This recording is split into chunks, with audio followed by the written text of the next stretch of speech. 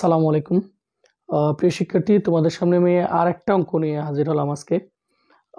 এটা হচ্ছে তোমাদের অষ্টম পর্ব। ইতিমধ্যে আমি কিন্তু 7টা পর্ব সম্পূর্ণ করেছি।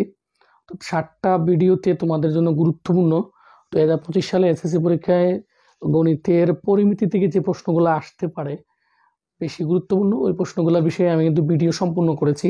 7টা ভিডিও অলরেডি শেষ। তো এটা হচ্ছে 8 নাম্বার বা 8ম ভিডিও।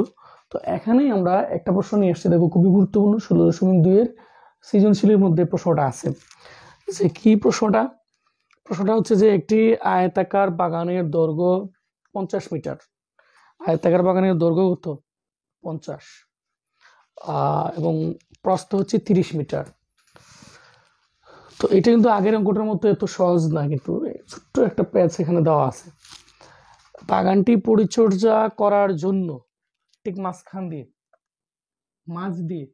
মাঝ বরাবর দৈর্ঘ্য ও প্রস্থ বরাবর 3 মিটার চওড়া একটি পথ আছে। কয় মিটার চওড়া? 3 মিটার। কোন দিকে? আগের মতো কিন্তু পুকুরের চারদিকে পাড়ের মতো না, বা বাগানের চারদিকে বাইরের বা ভিতরের চারদিকে এরকম না। এটা হচ্ছে বাগানের ঠিক মাঝখান দিয়ে, যদি মনে করে যে এরকম ঠিক মাঝখান দিয়ে দৈর্ঘ্য বরাবর আর প্রস্থ বরাবর 3 মিটার চওড়া একটা রাস্তা আছে। এখন প্রশ্ন এটা না, প্রশ্ন বইয়ে বসে দেওয়া আছে যে পথের ক্ষেত্রফল নির্ণয় করো এরকম। তবে আমি এভাবে দেইনি, আমি প্রশ্নটা এখানে নিয়ে আসছি এরকম। 10 সেন্টিমিটার দৈর্ঘ্য ও 7 সেন্টিমিটার প্রস্থ বিশিষ্ট ইট দ্বারা পথটি পাকা করতে কতটি ইট লাগবে? পাকা করতে কতটি ইট লাগবে? পাকা করতে কতটি ইট লাগবে? তাহলে ইটের সংখ্যা আমাদেরকে বের করতে হবে। তো ওই পথের মধ্যে কতটা ইট লাগবে সেটা বের করতে হলে আগে তো অবশ্যই পথের ক্ষেত্রফল তোমাকে বের করতে হবে। আর পথের ক্ষেত্রফল বের করার পরে ইটেরও আবার কি বের করতে হবে? ক্ষেত্রফল বের করতে হবে। তারপরে পথের ক্ষেত্রফলকে ইটের ক্ষেত্রফল দিয়ে ভাগ দিতে হবে। এটা হচ্ছে ব্যাপারটা। আচ্ছা, এখানে একটা বিষয় হচ্ছে কি, যে মাঝ দিয়ে বাগানের মাঝখান দিয়ে দৈর্ঘ্য বরাবর আর প্রস্থ বরাবর কি আছে? 3 মিটার চওড়া রাস্তা আছে। আচ্ছা, আমরা যখন লিখবো রাস্তা বাদে বাগানের দৈর্ঘ্য, তখন কিন্তু চওড়ার দ্বিগুণ আর বিয়োগ করবো না, আমরা শুধু 1 গুণ বিয়োগ করলে হবে, শুধু 3 মিটার বিয়োগ দিলে হবে। আর বাইরে ভিতরে চতুর্দিকে বললে কিন্তু দ্বিগুণ বিয়োগ করতে হবে। 4 মিটার যদি হয় চওড়া, তাহলে 8 মিটার, 3 মিটার হলে 6 মিটার, এরকম আর কি। আর এখানে বলছে মাঝখান দিয়ে, এই সূক্ষ্ম বিষয়টা খেয়াল রাখবো। মাঝখান দিয়ে বলার কারণে কি করব, আমরা শুধু রাস্তা বাদে দৈর্ঘ্য প্রস্থ যখন বের করবো, শুধু তখন কয় মিটার আমরা বিয়োগ করব? শুধু যেটুকু চওড়া দেওয়া আছে ওইটুকু বিয়োগ করলেই হবে। তাহলে এখানে চওড়া দেওয়া আছে কত? 3 মিটার। তাহলে ওই 3 মিটারটা মাইনাস করলেই হবে, আর কিছু করা লাগবে না, সবকিছু আগের মতো। তাহলে আসো আমি এটা আগে সমাধান করি, তারপরে দেখা যায় কি হয়। প্রথমে আমরা লিখবো কি, দেওয়া আছে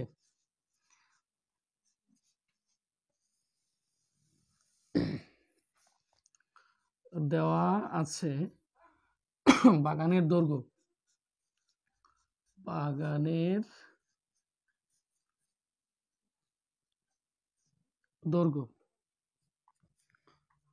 50 মিটার। বাগানের দৈর্ঘ্যটা হচ্ছে 50 মিটার। বাগানের প্রস্থ 30 মিটার। পরীক্ষায় সৃজনশীলের তো ক নম্বরই দেওয়া আছে যে চিত্রটা আঁকতে। আচ্ছা, আমি যদি চিত্রটা আঁকি, এটা এই পাশে আমি চিত্রটা দিই তোমাদেরকে। দৈর্ঘ্য প্রস্থ বিষয়টা একটা, এই হচ্ছে আমাদের মনে করে একটা আয়তাকার বাগান, এ বি সি ডি। এবার এই বাগানের ঠিক মাঝখান দিয়ে, ঠিক দৈর্ঘ্য বরাবর প্রস্থ বরাবর ঠিক মাঝখান দিয়ে কয় মিটার চওড়া একটা রাস্তা আছে? কয় মিটার চওড়া? 3 মিটার চওড়া রাস্তা। এই যে এরকম ঠিক মাঝখান দিয়ে, ঠিক আছে, ঠিক মাঝখান দিয়ে 3 মিটার চওড়া একটি রাস্তা আছে, যাতে বাগানটি পরিচর্যা করা যায়। এই যে, তাহলে এখানে এইটা দৈর্ঘ্যটা কত? 50 মিটার। প্রস্থটা কত 30 মিটার, আর বাগানের চওড়াটা কত, পথের চওড়াটা কত 3 মিটার, এটাও 3 মিটার, এখানেও 3 মিটার, এখানেও 3 মিটার, সব 3 মিটার। ঠিক আছে, এই হচ্ছে চিত্রটা। ঠিক কোন দিক দিয়ে দেওয়া, মাঝ বরাবর। তো এরকম থাকলে আমি আমি চিত্রটা হাত দিয়ে আঁকছি, এই পাশে একটু বড় ছোট হয়ে গেছে, এটার কোনো বিষয় না, তোমরা বুঝে নিও।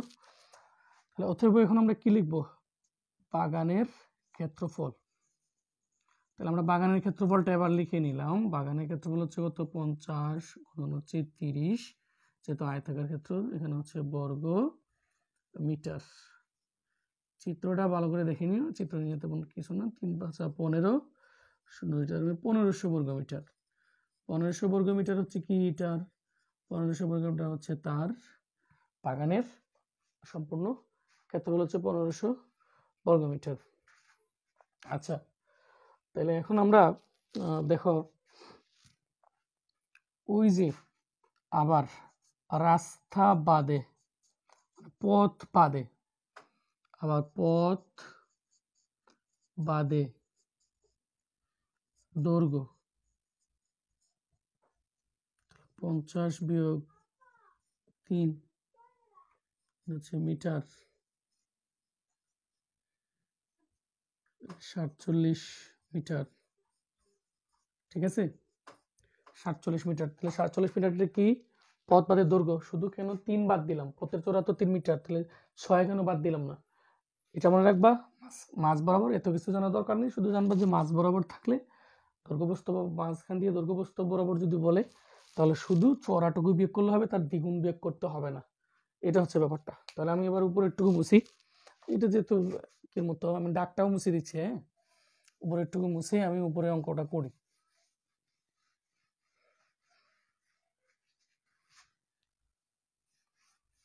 চিত্রটা থাক এখানে, হ্যাঁ।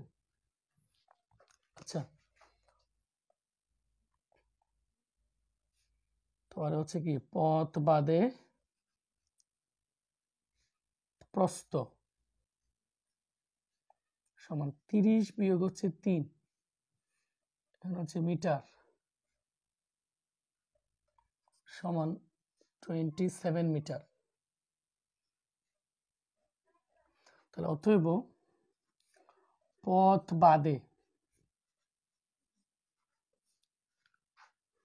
বাগানের ক্ষেত্রফল সমান 47 গুণন হচ্ছে পথ বাদে দৈর্ঘ্যপ্রস্থ গুণ দিতে হবে, তো 27 বর্গ মিটার।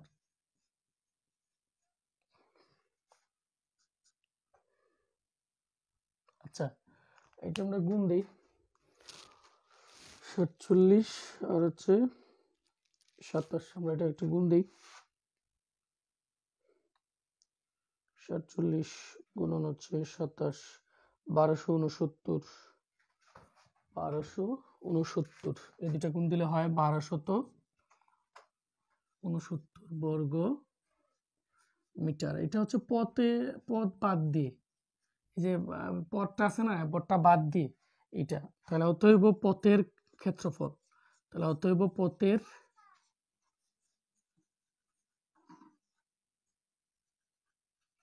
ক্ষেত্রফল সমান 1500 মাইনাস হচ্ছে এই 1269, 1500 কোত্থেকে আসছে সেটা তো জানো, এখানে হচ্ছে বর্গ মিটার। যদি আমরা এটা বিয়োগ করি, আমরা এটাকে বিয়োগ দিব, 231 231 বর্গ মিটার।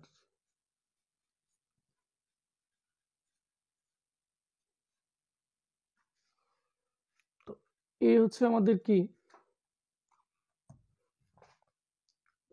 আমাদের পথের ক্ষেত্রফল আমরা পেয়ে গেলাম।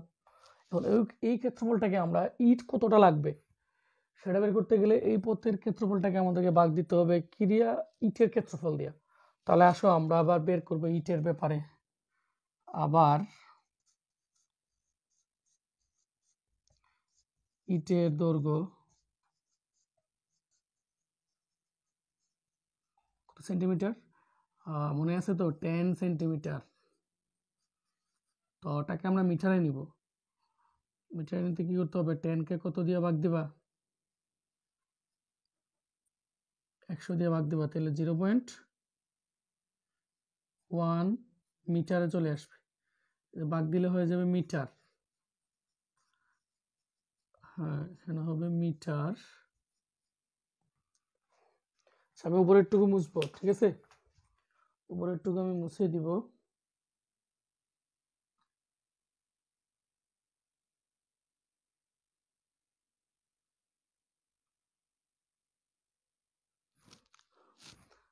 অঙ্কটা কিন্তু আসলে সহজ। আমরা ইটের এবার ক্ষেত্রফলটা বের করব। আমরা ইটের ক্ষেত্রফল বের করব। ইটের ক্ষেত্রফল বের করব, তার জন্য উপরের টুকু মুছে দিতে হবে, ঠিক আছে? আমার এখানে জায়গা হচ্ছে না, আমি এটা মুছে দিচ্ছি আবার। আচ্ছা, ইটের কিন্তু আমার কি বের করা হয়ে গেছে? দৈর্ঘ্য বের করে ফেলছি, আবার ইটের প্রস্থ, অর্থাৎ বের করতেছি বলতে কি আর কি, সেন্টিমিটারে আছে, এটাকে মিটারে নিচ্ছি আমরা। তাহলে ইটের প্রস্থ দেওয়া আছে 7 সেন্টিমিটার। খেয়াল আছে ডাকটা? এইটাকে যদি আবার আমি বাঘ দিয়ে দেখাচ্ছি আর কি, তোমরা এভাবে বাঘ দিয়ে দেখানোর কোনো দরকার নাই। এখানে হচ্ছে মিটার, সরাসরি লিখে দিলেই হবে। তাহলে এটা হচ্ছে 0.07 মিটার। অতএব ইটের ক্ষেত্রফল, এবার আসো ইটের ক্ষেত্রফল আমরা বের করে নিই। ইটের ক্ষেত্রফল, অঙ্কটা আসলে সহজ, জটিল কোনো কিছু না। তাহলে এটা হচ্ছে 0.1 গুণন হচ্ছে 0.07 হবে বর্গ মিটার।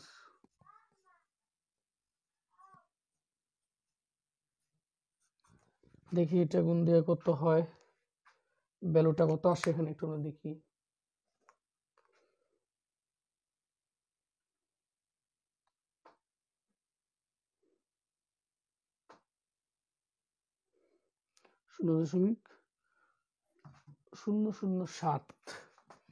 শূন্য দশমিক 0.007 বর্গমিটার।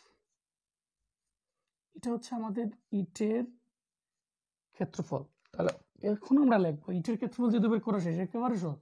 ইটের দৈর্ঘ্য বস্তু দেওয়া ছিল, সেখান থেকে আমরা ইটের কি বের করছি? ক্ষেত্রফল বের করছি। আচ্ছা, এবার দেখো